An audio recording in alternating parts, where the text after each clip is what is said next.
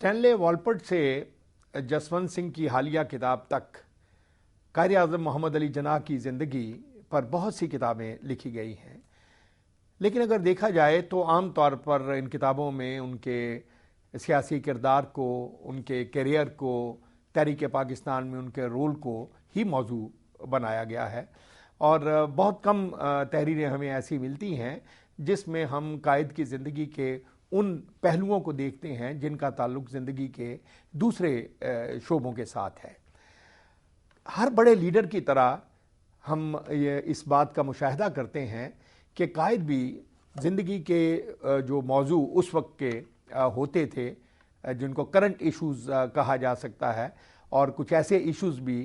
जिनको core issues हम कहते हैं, उन सब के बारे में उनका विजन बड़ा क्लियर था और वो बड़े मुस्तहकम नज़रियात के हामिल थे। हमारी नई नस्ल को आम तौर पर कायदे आज़म की जो तस्वीर दिखाई जाती है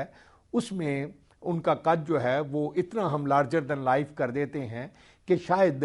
नई नस्ल उनकी तकलीद करने में कुछ दिक्कत महसूस करती है। इसी हवाले से हमने ये सोचा कि इस यौम कायदे आज़म पर यानी 25 दिसंबर पर हम एक ऐसा प्रोग्राम करें जो कायदे आज़म को बतौर इंसान और ज़िंदगी के उन जनरल शोबों के बारे में जिन पर उनकी आरा थी, जिन पर उनके व्यूज़ थे, उनको अपनी नई नस्ल के सामने लाएं। इसके लिए हमने कोशिश की है कि ऐसे अहबाब से रब्ता किया जाए जिनमें से कुछ ऐसे हैं जिन्होंने कायदे आज़म की आंखें देखी, यानी उनको ज़िंदा देखा, उनसे बातें की, मुलाकात का शर्फ हासिल किया, और बहुत से ऐसे हैं जिनका ताल्लुक़ ज़िंदगी के मुख्तलिफ़ शोबों से है। मिसाल के तौर पर आप देखिए कि कायदे आज़म एक कानूनदान थे, उसके हवाले से उनके नज़रियात क्या थे, मज़हब के हवाले से वो कैसा पाकिस्तान देखना चाहते थे, नज़रिया तालीम उनका क्या था, और मुआशियात के बारे में वो क्या नज़रियात रखते थे, एक ओवरऑल पाकिस्तानी सोसाइटी का क्या एक तसव्वुर बनेगा, एक शक्ल बनेगी, हमारी फ़ॉरेन पॉलिसी जो है वो क्या होगी, और हम दुनिया के दूसरे मुल्कों के साथ किस तरह से शाना बशाना चलेंगे। ये सब वो सवाल थे जिन पर कायद ने बहुत सी बातें की हैं। तो आज हमने कुछ ऐसे अहबाब को एक तरह से राब्ता उनसे किया ताकि हम ये जान सकें कि इन मुख्तलिफ शोबों के बारे में वो एक्सपर्ट्स जो हैं वो किस तरह से कायदे आज़म को देखते हैं।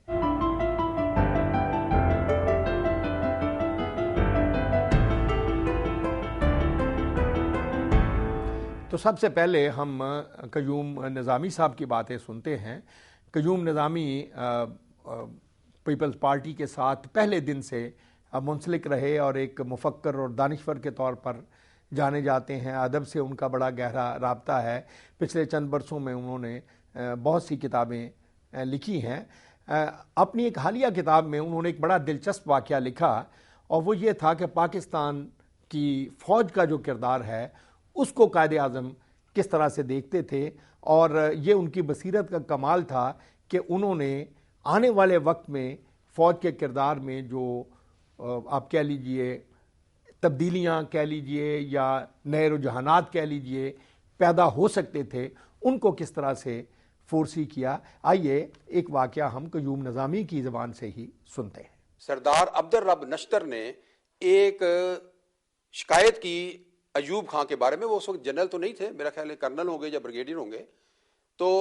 वो जब फाइल गई कायदे आज़म के पास तो उन्होंने एक तारीखी नोट उसके ऊपर लिखा जो मैं नाज़रीन के खिदमत में पेश करना चाहता हूँ। कायदे आज़म ने ये फरमाया कि मैं इस आर्मी अफीसर को जानता हूँ, वो फौजी मामलात में से ज़्यादा सियासत में दिलचस्पी लेता है, उसको मशरकी पाकिस्तान ट्रांसफ़र किया जाता है, वो 1 साल तक किसी कमांड पोजीशन पर काम नहीं करेगा और इस मुद्दत के दौरान बैज नहीं लगाएगा। अब देखें कि कायदे आज़म को जब शिकायत मिली किसी फौजी अफसर की तो उन्होंने कोई लिहाज नहीं किया, उन्हें उसका तबादला कर दिया और उसको सजा दी। शमशाद अहमद का शुमार हमारी फ़ॉरेन सर्विस के नुमाइंदा अफसरान में होता है। उन्होंने कमोबेश 40 बरस तक सफारती खिदमात सर अंजाम दी और फ़ॉरेन सेक्रेटरी के ओहदे तक पहुँचे।